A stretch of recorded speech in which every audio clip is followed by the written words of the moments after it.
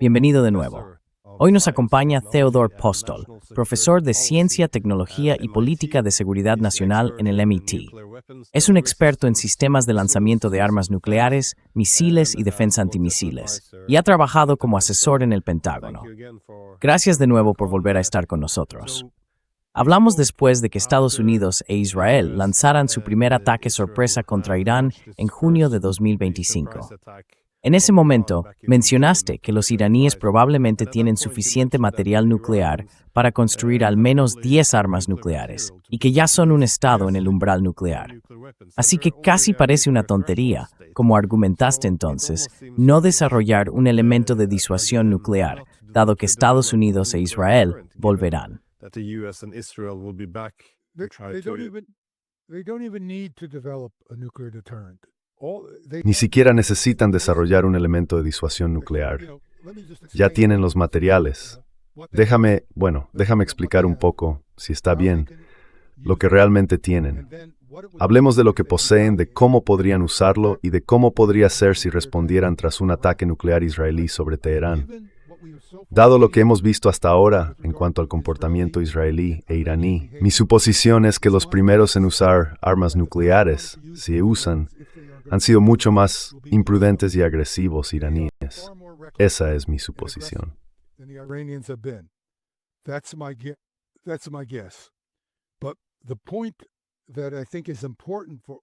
El punto que creo que es importante que su audiencia entienda, y espero que haya muchos israelíes escuchando, es que un ataque nuclear israelí contra Irán podría ser respondido. Los iraníes serían capaces de hacerlo incluso si aún no han construido armas nucleares, porque el tiempo entre decidir seguir adelante y construirlas realmente es muy corto. Recuerden, acabo de mostrarles esos túneles que están por todas partes, y les mostraré equipos que podrían encajar fácilmente en esos túneles y ser utilizados. Mi suposición es que ya hay mucho de este tipo de equipos en túneles que pueden o no haber sido utilizados para construir un arma nuclear final, pero no tienen que haber dado ese paso final.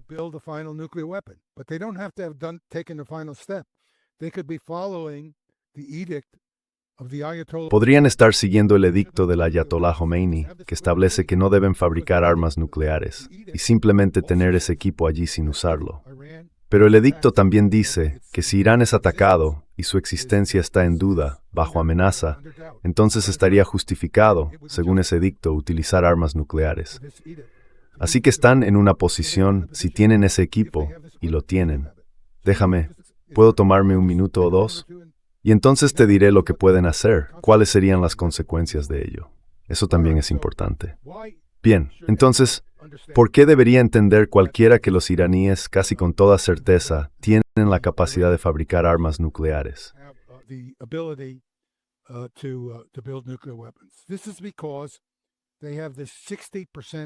Esto se debe a que tienen este hexafluoruro de uranio enriquecido al 60%. Te voy a mostrar qué es. Estos son los contenedores. Aquí hay uno de hexafluoruro de uranio.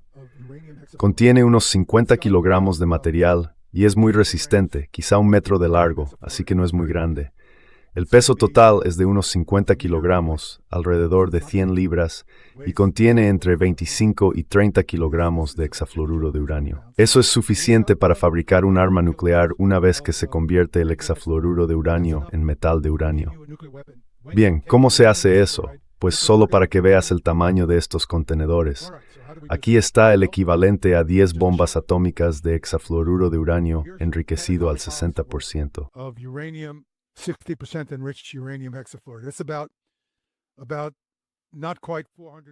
Se trata de no exactamente 400 kilogramos. Tienen 408 kilogramos, así que en realidad tienen 11.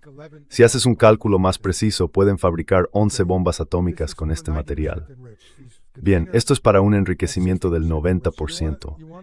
Estos contenedores tienen un enriquecimiento del 60%, así que hay que convertir el hexafluoruro de uranio enriquecido al 60% en 1 al 90%. Ahora, la razón por la que es hexafluoruro de uranio, que es una sustancia química, es porque es una especie de cristal. Si este recipiente de vidrio contuviera un cristal muy pequeño, solo una pequeña cantidad de hexafluoruro de uranio y su temperatura fuera de unos 100 grados Fahrenheit, unos 40 a 50 grados Celsius, entonces eso es lo que estarías viendo. 40 degrees Celsius, 50 degrees Celsius. Nombres Sterist Mall. You would only see a clear container. Solo verías un recipiente transparente porque sería un gas. El hexafluoruro de uranio sería un gas diluido, un gas muy tenue. Y la razón por la que se quiere que sea un gas tenue es que se va a introducir en lo que se llaman centrifugadoras. No vamos a preocuparnos exactamente por We're not going to worry about exactly cómo funcionan estas centrifugadoras. work. All we need to know is that the Iranians have these Todo lo que necesitamos saber es que los iraníes tienen esas centrifugadoras y saben cómo usarlas. Eso es todo lo que necesitamos saber por ahora. Y tienen cascadas de estas. Esta es una cascada en particular, 174 centrifugadoras, de la que sale el uranio enriquecido, que podría estar enriquecido al 90%. is put out, which could be 90% enriched. Now, Orders of brace strength nisimties. time with one of these cascades to enrich the 60%. Con una de estas cascadas para enriquecer el hexafluoruro de uranio gaseoso al 60% hasta uranio enriquecido al 90%. uranium hexafluoride. Pero sigue siendo hexafluoruro de uranio, así que necesito convertirlo en metal. No nos preocupemos por eso ahora. Eso me dará...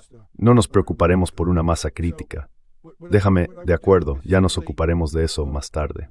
Así que lo que haría sería simplemente soplar. Bueno, tengo un dispositivo del tamaño de un armario grande que estaría expulsando un gas muy tóxico y a alta temperatura, fluoruro de hidrógeno, a través de partículas, a través de un gas de hexafluoruro de uranio. Este es un material a muy alta temperatura y muy tóxico, pero se puede construir algo que ya sabes tenga unos pocos pies de tamaño para hacer esto. Tienes una cámara de reacción, fluoruro de hidrógeno a alta temperatura, hexafluoruro de uranio a alta temperatura. Lo que sale son pequeñas partículas de un verde. Are small particles of a green Un material llamado tetrafluoruro de uranio, y ese material verde puede separarse fácilmente con lo que se llama un separador ciclónico, de modo que todas las partículas se precipitan. Tomo esas partículas, las coloco en un recipiente con litio o calcio y caliento el recipiente.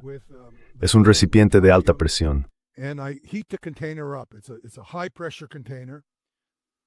La reacción en química ocurre en algún momento. At some point, I get very high temp. So this is a very high pressure. But Obtengo una temperatura muy alta, así que esto es una presión muy alta, pero ya sabes, puedo tenerlo aquí sobre mi escritorio. Obviamente habría algo de vacío, pero no es algo que requiera una gran instalación. Y entonces lo que ocurre es que el uranio metálico precipita. Es más pesado que el cloruro de magnesio o el cloruro de calcio. Y tienes esto, un lingote de uranio enriquecido al 90%. And you have this. This is an ingot of uranium. 90% enriched uranium. All right, that's Todo eso se ve hacer en un túnel. of a few hundreds of square meters of floor space. Solo necesitas unos pocos cientos de metros cuadrados de espacio en el suelo. Solo unos pocos cientos de metros cuadrados. No se trata de una gran operación. Por supuesto, necesitas deflectores, pero este es el tipo de equipo que los iraníes ya tienen. Luego se mecaniza. Ahora, para construir un arma nuclear, todo lo que tienes que hacer es ensamblarla. Este es un diseño esquemático. This is a cartoon design. In this cartoon design, you have En este diseño esquemático tienes una esfera de uranio 235 y dos bloques del mismo material con un poco de explosivo convencional. Es muy fácil de construir. Los explosivos convencionales impulsan estas dos secciones para que se unan. No está a escala, pero eso no importa. La idea es que se junten formando una esfera, creando una masa crítica. Dispongo de materiales como berilio y plutonio que generarán neutrones, y este artefacto se volverá nuclear y me dará un rendimiento de unas 15 kilotoneladas. No necesito probarlo. Permíteme repetirlo. No necesito probar esta arma. Esta arma nunca necesita ser probada antes de usarla. Así que puedo tener 10 u 11 armas sin probar que puedo lanzar con total confianza en que funcionarán. Puedo probar el dispositivo con uranio empobrecido solo para asegurarme de que el proceso de ensamblaje funciona. with depleted uranium to make sure that the assembly process works. Sabes, así que hago unos pocos. And then once I have the device, I just assemble it with uranium. Y luego, una vez que tengo el dispositivo, simplemente lo ensamblo con uranio enriquecido al 90%. Ningún problema. Estados Unidos hizo esto en Hiroshima. Nunca probamos la bomba de Hiroshima, no nos molestamos. La bomba que se probó fue la de Nagasaki, que estaba hecha de plutonio. Las razones por las que se necesita plutonio, habría que probarlas. Esa es otra historia. No necesito entrar en eso ahora. Bien, así que retrocedamos un poco y digamos, de acuerdo, tengo 10 u 11 de estas armas. Puedo construirlas. Puedo construirlas en cuestión de semanas. Within weeks. In fact, I can potentially build them in De hecho, probablemente podría construirlas en menos de una semana, porque podría tener múltiples cascadas de centrifugadoras. Una de estas cascadas podría tardar 4 o 5 semanas en enriquecer suficiente hexafluoruro de uranio al 60% para alcanzar el 90%. Pero si tengo 2 o 3 cascadas, puedo hacerlo en solo unas pocas semanas. No hay razón para pensar que ellos no tengan varias de estas cascadas. Quiero decir, y sabemos cuándo tienen escondidas. Esto necesariamente en Isfahan o Forward. Sabes, todavía no existe ninguna onda.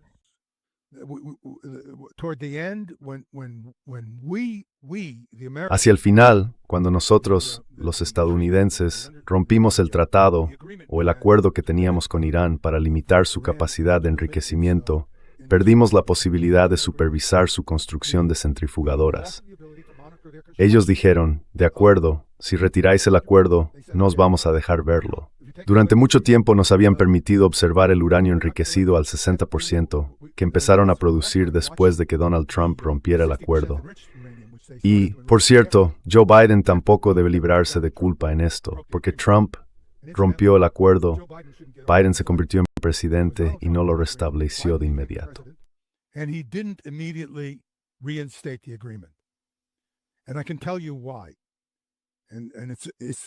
Y puedo decirte por qué. Eso es importante porque está rodeado de esos demócratas idiotas. Hablamos de republicanos idiotas. Hay idiotas y estupidez de sobra en la comunidad de seguridad nacional de Estados Unidos. Y lo que decían esos idiotas era, oh, ahora estamos en posición de obtener más concesiones de los iraníes, así que no les devolvamos el tratado. Bueno, no necesito decírtelo. Tú eres una persona más versada en estos asuntos. Se llega a un acuerdo, se cumplen los términos del acuerdo, no se empieza a renegociar otra vez. Y Biden merece una gran parte del crédito negativo por este acuerdo.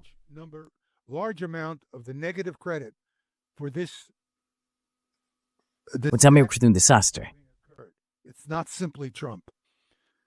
No se trata simplemente de Trump.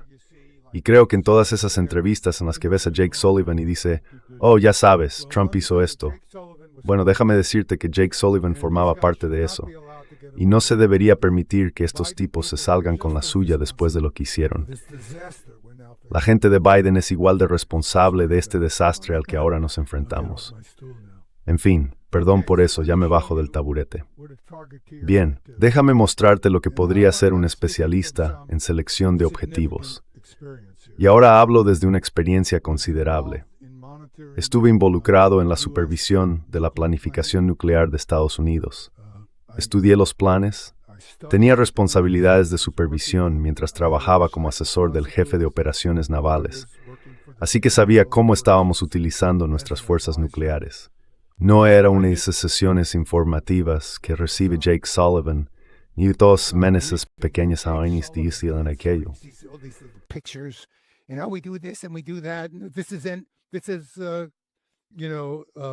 Esto es, ya sabes, la tercera respuesta. Sé dónde van los puntos cero, a diferencia de esos idiotas que dicen ser expertos. Sé cómo se colocan los puntos cero. Vi cómo lo hicimos. En fin, déjame mostrarte lo que podría ser un planificador de objetivos iraní bien informado y con estudios. En primer lugar, querrías causar el máximo daño. Dado que los israelíes sin duda habrían matado a un gran número de civiles iraníes, ahora estás totalmente justificado para atacar también a civiles israelíes. Ellos empezaron, ellos establecieron el estándar, tú estás respondiendo. Así que esa es mi suposición aquí. No veo otra suposición posible, porque ya sabes, en fin. Lo que he hecho es mostrar las bolas de fuego de estas detonaciones nucleares. Solo tienen unos cientos de metros de diámetro. Esta tiene un par de kilómetros, 1,5 o 2 kilómetros de radio. Así que miden unos pocos cientos de metros de diámetro.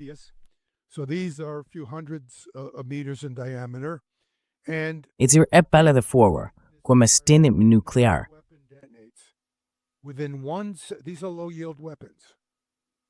Estas son armas de bajo rendimiento. No son armas termonucleares. Son simples, ya sabes, armas simples, por así decirlo. En una fracción de segundo, en una 100.000.000ésima de segundo, se libera una enorme cantidad de energía en un intervalo de tiempo muy pequeño.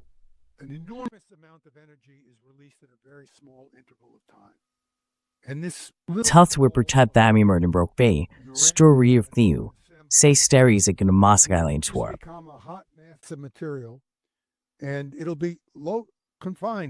Y estará muy limitado, apenas unos metros de tamaño durante unas pocas centésimas de millonésima de segundo.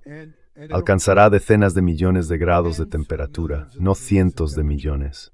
Si fuera un arma termonuclear sería más caliente, pero decenas de millones de grados ya son suficientes. Lo que ocurre es que emite rayos X, que son absorbidos por el aire circundante, y ese aire se sobrecalienta hasta quizá 1.000.000 de grados. Se enfría rápidamente desde unos 10 millones de grados Bracetown hasta 1.000.000, y la bola de fuego mueve 15 o 30 metros de diámetro, porque al principio se propaga hacia afuera a la velocidad de la luz.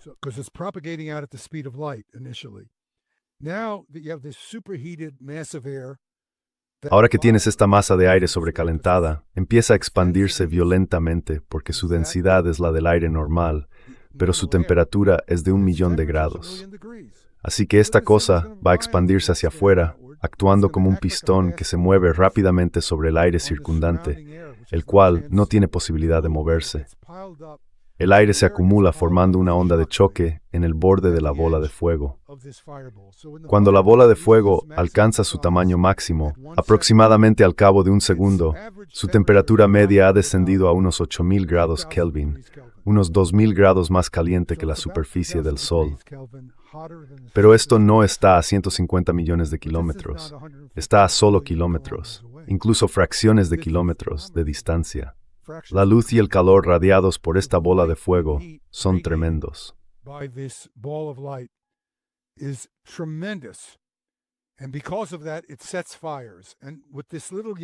Y por eso provoca incendios. Y lo que muestran estas pequeñas líneas amarillas es aproximadamente el alcance en el que se iniciarán los incendios. Fíjate en que hay zonas intermedias que he dejado intencionadamente donde no se inicia la zona de fuego, porque voy a depender de los incendios para causar un daño y una mortandad extremos. Mi objetivo aquí es maximizar la muerte y la destrucción con estas 3 armas. Recuerda que tengo otras 8 que podría estar utilizando en otras partes de Israel. Así que esto es lo que ocurre cuando detona el arma nuclear. Esta es la nube de Nagasaki, y lo que se ve es una nube ascendente. Es blanca porque está condensando vapor de agua de las capas más bajas de la atmósfera. Se creó una bola de fuego a baja altitud y asciende por flotabilidad.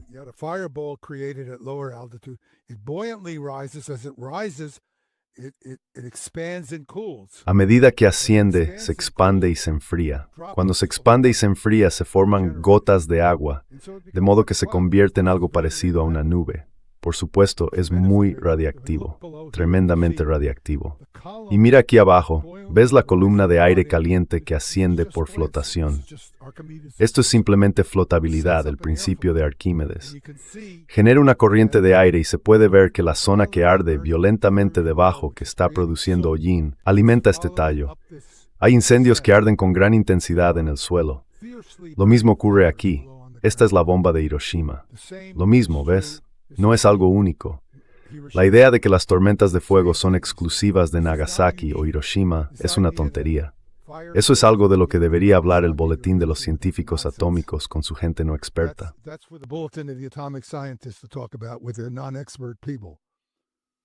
Research ist gebraucht en Mentauterse.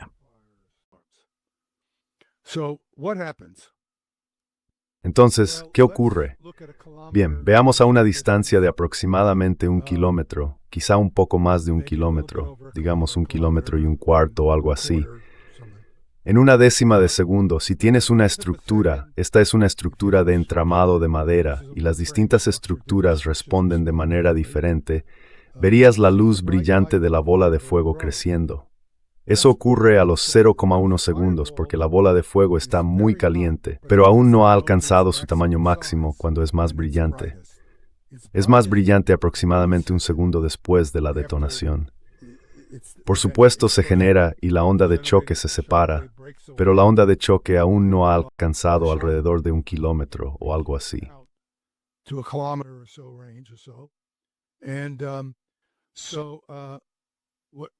Así que lo que ocurre es que la parte frontal de este edificio se está incendiando y por supuesto a través de las ventanas se producen igniciones. El interior del edificio también está siendo incendiado. Unos 10 u 11 segundos después, la onda de choque alcanza el edificio y se puede ver cómo la parte superior se aplasta. La mayoría de la gente se centra en la onda de choque. Envuelve el edificio, lo aplasta y causa un daño tremendo. La onda de choque, por supuesto, provoca niveles extraordinarios de destrucción, pero es un error considerarla el mayor peligro en cuanto a las muertes causadas por esta detonación nuclear.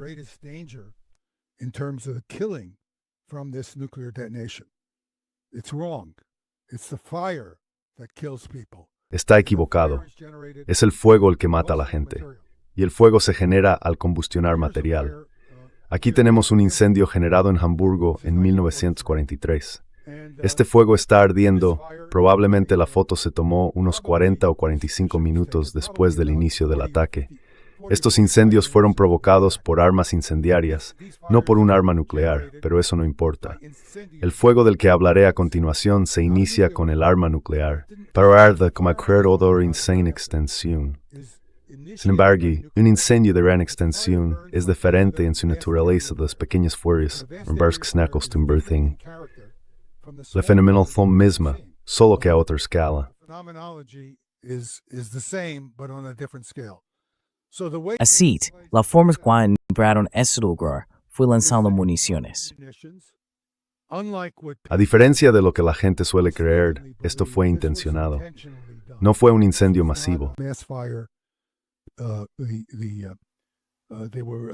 Se realizaron estudios detallados sobre cuántos incendiarios lanzar y con qué densidad. Porque querías que los incendiarios cayeran entre cortafuegos naturales. Esos serían los cortafuegos naturales que se producían al iniciar los incendios. Así que los aliados realizaron estudios estadísticos. No fue un accidente. Y además, no se trataba simplemente de municiones incendiarias que se lanzaban. Algunas estaban preparadas con trampas explosivas. La razón era que si un incendiario atravesaba tu tejado, como estaban diseñados para hacerlo, para penetrar los techos e iniciar incendios en los interiores, donde arderían y se propagarían más rápidamente, a veces llevaban pequeñas bombas acopladas. De modo que, si alguien en una habitación intentaba recoger el incendiario y lanzarlo a la calle, este detonaría y lo mataría.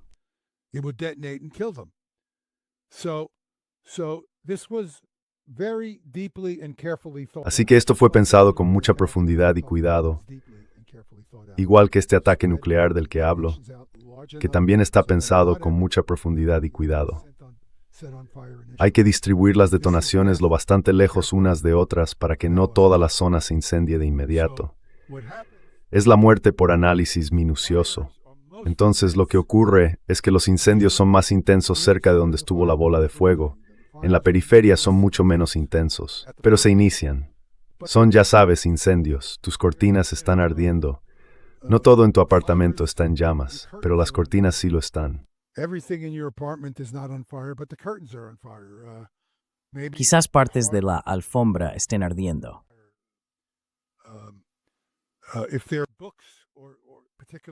Si hay libros, o especialmente si tienes un escritorio con papeles encima, los papeles están ardiendo.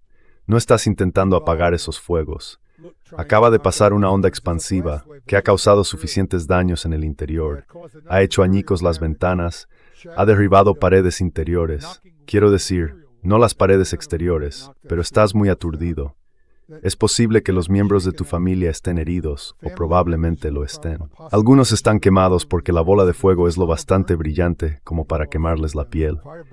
No te preocupa apagar esos fuegos, te preocupa salir a la calle, lejos de este nivel aterrador de destrucción dentro de tu casa.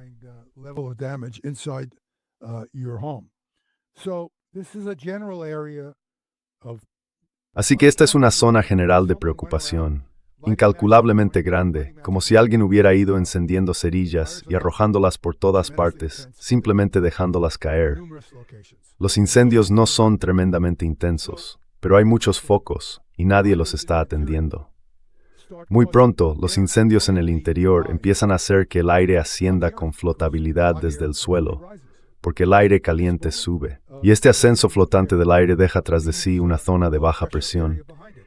El aire asciende, tiene un efecto de succión, así que entra aire desde abajo, y como hay simetría en el aire ascendente, se produce una competencia por el aire en el centro.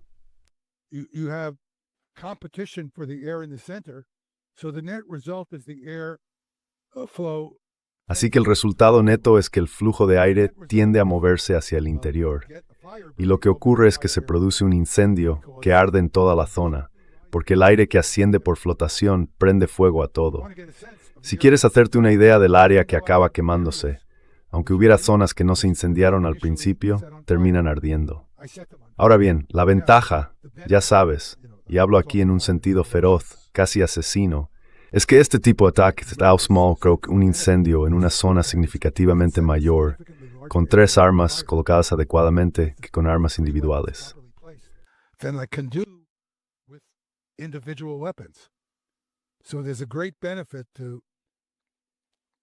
Así que hay una gran ventaja en separar las armas, y tengo la precisión necesaria para entregarlas de esa manera.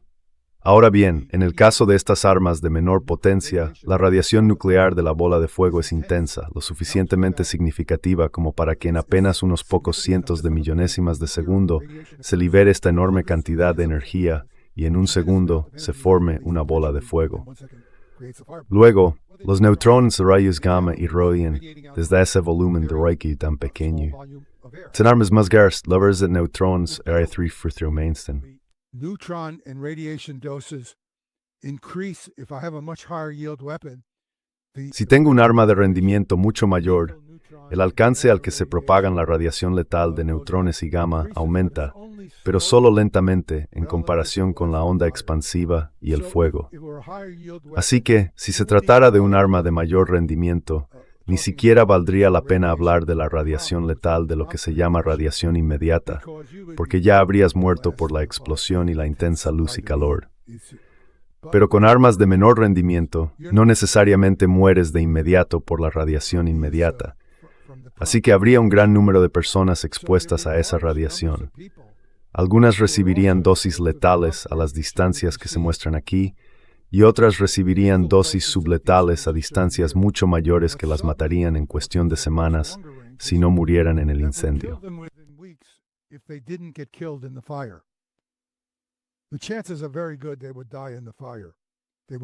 Las probabilidades son muy altas de que murieran en el incendio. No escaparían. Pero si por alguna razón lograran salir de la zona del fuego, morirían semanas después por exposición a la radiación. Y para empeorar aún más las cosas, esto muestra Hiroshima, y la escala aquí está en kilómetros, hubo una zona de lluvia intensa que era radiactiva. Lo que ocurre es que el humo creado por la combustión incompleta de los materiales en llamas forma puntos de nucleación sobre los que se condensa el agua. Cuando el agua se condensa, otras sustancias se condensan con ella. Sulfuro de hidrógeno, que es otro subproducto del fuego, y óxidos de nitrógeno. Estos son materiales venenosos.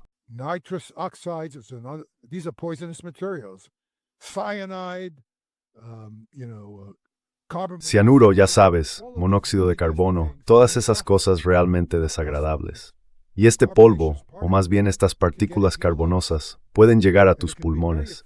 Pueden transportar de manera muy eficiente materiales radiactivos, así como materiales tóxicos, a tu cuerpo. Así que si observamos dónde cayó o podría caer esta lluvia radiactiva, aquí hay una región, suponiendo una cierta dirección del viento, donde la lluvia radiactiva de una detonación podría depositarse. Estoy de panraita del tiempo. Så därför till mig så bra att se mig det träna ett talhaft i balaftis blästerd. Pero si viento sig till interior, podría peor. If the wind is blowing inland, it could be worse. You could Podrías, si conoces bien los patrones meteorológicos, ya sabes, los vientos de tierra y winds and sea winds are predictable. You could time your attack. Y los vientos marinos son predecibles. Podrías cronometrar tu ataque para asegurarte de que los vientos marinos lleven la lluvia radiactiva tierra adentro. Quiero decir, si te dedicas a propagar muerte y destrucción porque han matado a tu gente, no me sorprendería. De nuevo, si estuviera en la mentalidad de ser tan asesino como pudiera, esperaría un buen ataque con viento marino. Ya sabes, es solo cuestión de la hora del día. Y por supuesto, aún no he tenido la oportunidad, pero la próxima vez que dé esta conferencia podré mostrarlo porque es muy confuso. Se puede ver que zonas muy amplias de Tel Aviv, en este caso a Sotavento, quedarían expuestas a lluvia radiactiva tras el ataque nuclear.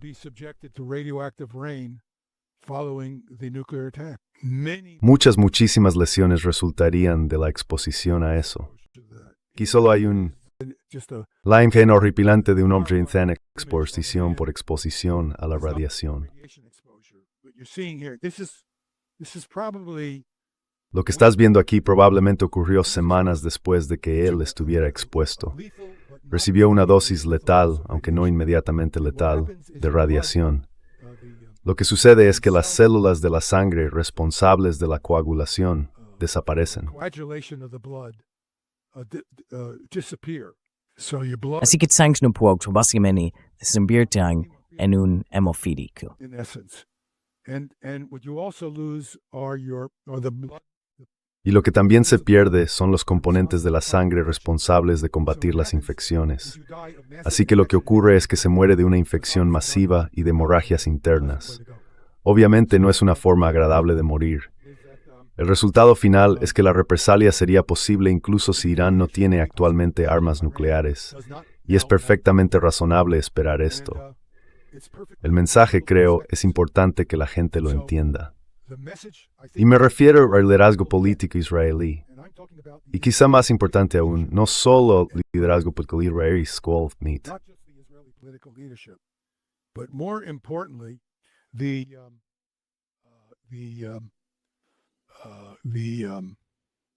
Israeli people who are not. El pueblo israelí, que no está tan loco como su liderazgo, debería entender que un ataque nuclear contra Irán recibiría una respuesta nuclear, que Irán es capaz de responder de inmediato, aunque no haya construido necesariamente armas nucleares todavía.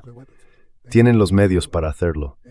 Y ser destruidos 2 o 3 semanas después no es al final diferente de una respuesta inmediata. Así que no lo hagáis. No utilicéis armas nucleares contra Irán, porque habría muerte y destrucción a una escala de millones de personas en todos los bandos. Sería horrendo. Y para que os hagáis una idea de la ferocidad de estos incendios, permitidme continuar unos minutos más una idea.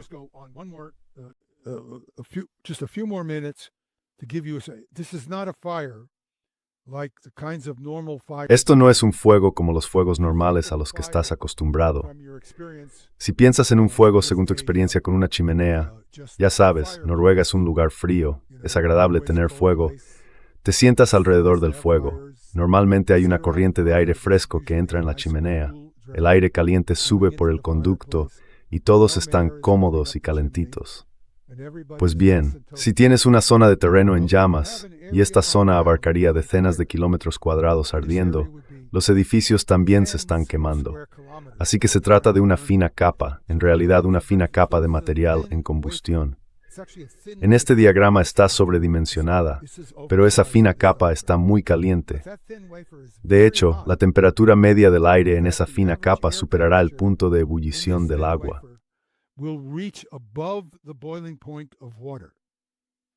So you'll have air above the boiling point of water. Así que tendrás aire por encima del punto de ebullición del agua, alcanzando alturas varias veces mayores que las de los edificios más altos, porque es ahí donde se produce la combustión, a la altura de los edificios.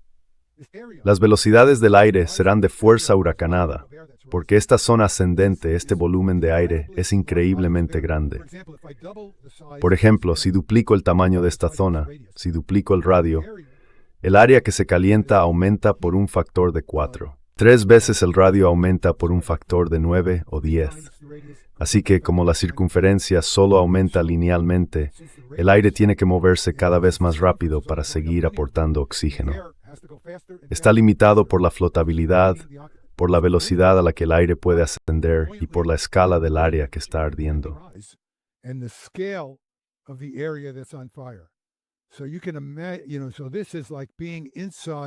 Así que esto es como estar dentro de él. Imagina que tienes una gran zona que has incendiado, no solo pequeños fuegos de chimenea, sino que se extiende 400 metros a tu alrededor, y tú estás en medio. El aire entra y asciende por flotación, y las llamas te rodean por completo. Ese es el entorno en el que te encuentras. Así que se generan estas corrientes increíbles, vientos macroscópicos que se extienden por kilómetros, con velocidades enormemente altas, de cientos de kilómetros por hora, que impulsan el fuego. Este es un fuego de creo varios decímetros. Aquí tienes un ejemplo. A lo largo de fracciones de un kilómetro, en un fuego real, se puede observar el mismo comportamiento. Sabemos cómo ocurre esto.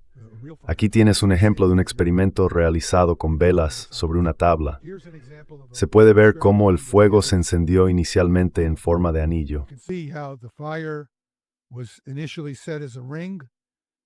It's Nijo tap perforaro.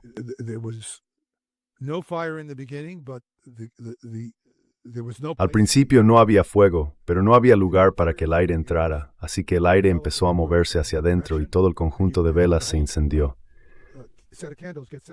Esto muestra el tipo de viento violento que se produce, tornados generados por vientos del suelo.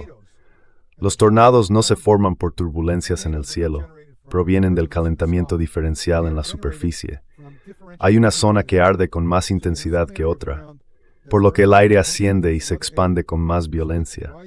Se genera un movimiento giratorio, como lo que se llama un remolino de polvo, pero con vientos increíblemente fuertes, de nuevo, entre 100 y 200 kilómetros por hora. Las temperaturas, por supuesto, están por encima del punto de ebullición del agua. Y lo que ocurre es que, cuando la gente intenta huir y se encuentra en las calles, obtienes un fenómeno como este. Simplemente se queman vivos por los vientos de alta temperatura. Y si están en refugios, lo que ocurre es que los refugios se calientan muchísimo. Así que estás en un refugio, estás en Tel Aviv, has bajado a él. Para una fracción significativa de las personas, si los refugios son lo bastante resistentes, no mueren por la explosión, pero hay un incendio furioso sobre ellos. Ese incendio va a durar 5, 6, 7, 8 horas. Todo lo que sea combustible va a arder, ardiendo intensamente. Porque igual que cuando usas un fuelle para calentar el carbón y este arde con más violencia, eso es lo que ocurre con estos vientos entrantes.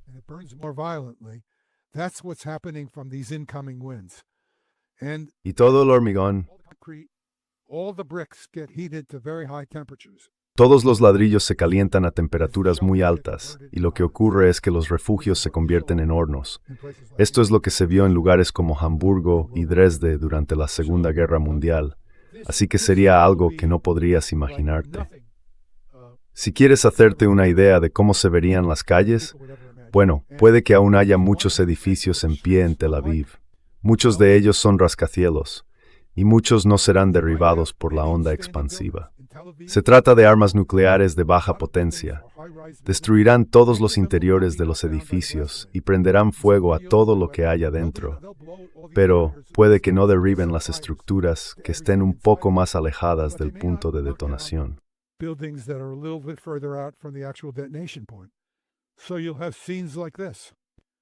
Así que verás escenas como esta, y esta es una escena de Hamburgo. Estos eran camiones de bomberos que fueron abandonados. Las calles estaban tan calientes que el asfalto se derritió. Estos bomberos escaparon porque estaban en el borde de la zona del incendio. Lograron salir tumbándose junto a los bordillos y arrastrándose, porque los vientos eran muy fuertes. Cuando comenzaron los vientos se dieron cuenta de que tenían que huir, y el aire caliente aún no se había desarrollado, ya que los incendios no ardían por todas partes. De lo contrario, habrían muerto incinerados en el fuego. Este es un ejemplo de cómo se veían las calles. Se puede ver que estaban cubiertas de escombros porque los edificios se estaban derrumbando.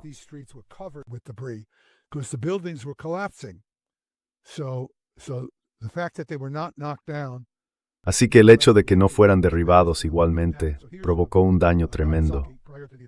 Aquí está Nagasaki antes del bombardeo atómico. Las distancias aquí son pequeñas, alrededor de 1 kilómetro de aquí a aquí, quizá menos. Lo bueno de esta foto es que ofrece suficiente detalle. Una foto tomada desde lejos no lo mostraría. Y aquí está cómo se ve después. Estás viendo quizá 2 o 3 kilómetros cuadrados de un total de 25 o 30, todos se verían igual. Este es el nivel de destrucción que se vería en una ciudad moderna. Así que cualquiera que piense, cualquier líder político israelí o miembro del ejército, quiero que los líderes militares también vean esto y sean conscientes de ello.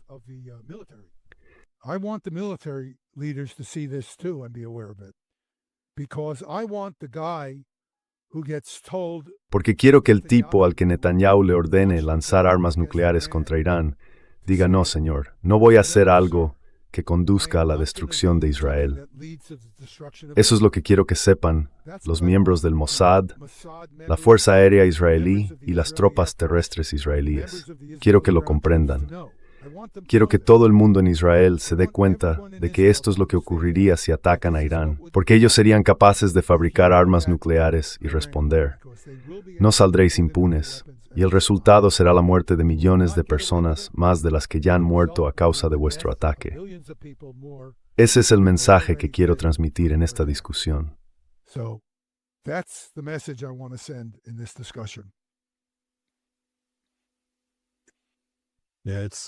Sí, es una posibilidad bastante sombría, pero también da miedo que realmente esté yendo en esa dirección. Creo que la gente necesita saberlo.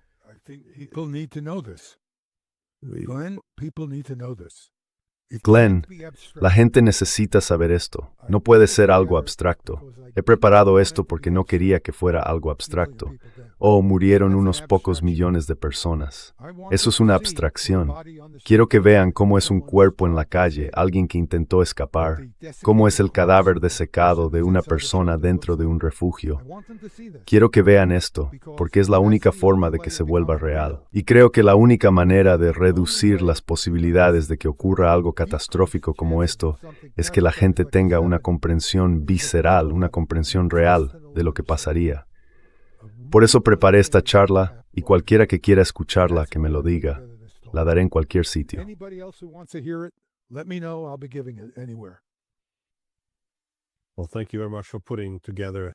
Bueno, muchas gracias por reunir el material. No podría estar más de acuerdo contigo. La despreocupación con la que estamos caminando dormidos hacia un desastre así es realmente impactante. Después de todos estos años, evitando cuidadosamente una guerra nuclear, hacia esto nos dirigimos. ¿Tienes algún pensamiento final antes de que terminemos?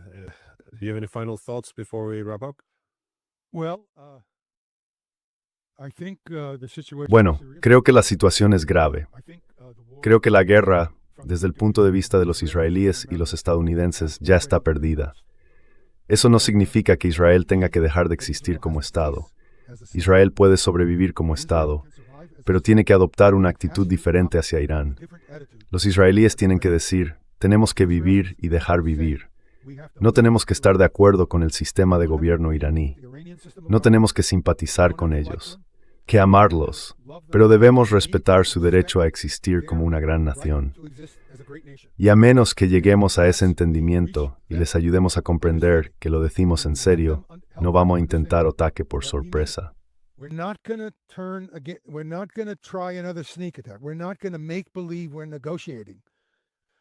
No vamos a fingir que estamos negociando y luego atacarlos como hicimos con Hezbollah en Qatar o como hicimos el 28 de febrero.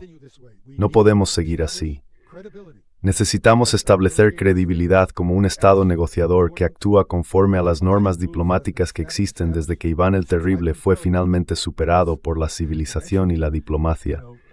No podéis seguir actuando de esta manera. No sois el pueblo elegido que creéis ser. Sois un pueblo con una gran cultura y grandes logros.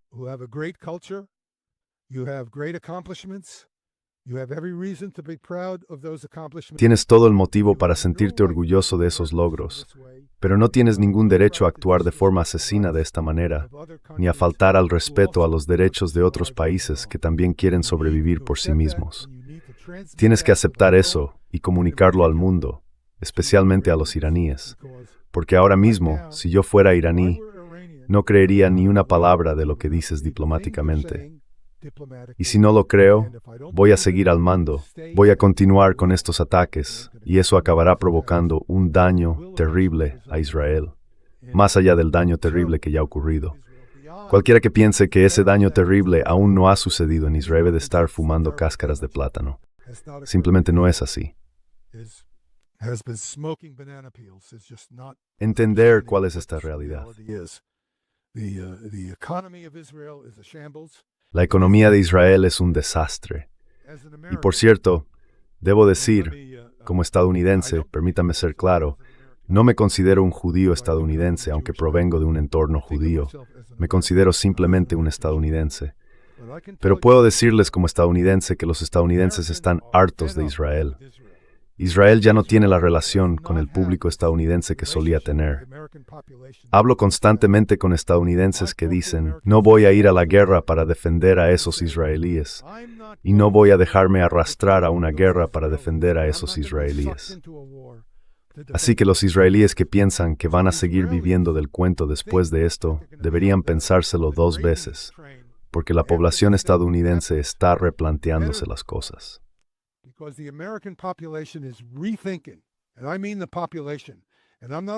Y me refiero a la población. Y no estoy hablando solo de los estadounidenses que no son judíos. Estoy hablando de los estadounidenses que sí lo son. Como digo, no me considero un judío estadounidense. Considero a mi esposa católica. No me pienso en esos términos. Pero puedo decirte que conozco a muchos judíos estadounidenses. Y no estoy solo en la opinión de que la gente en Israel se ha aprovechado de Estados Unidos. He terminado con ellos, y muchos otros estadounidenses también.